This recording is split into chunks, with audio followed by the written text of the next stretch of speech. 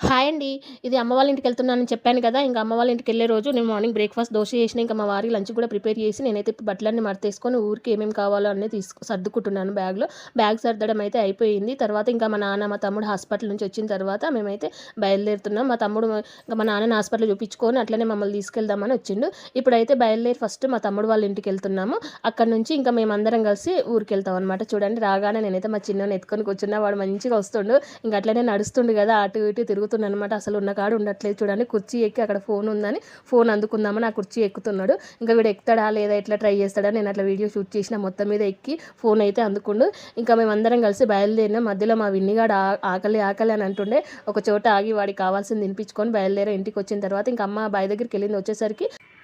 మేమొచ్చేసరికి అమ్మ ఇంటికొచ్చింది. వచ్చి రాగానే ఇంక వంట అయితే స్టార్ట్ చేసింది. ఫస్ట్ అన్నం వండింది. తర్వాత పప్పు, టమాటా చేస్తుంది. ఇంకా మేమొచ్చేసరికి కూడా చాలా లేట్ అయిందనమాట.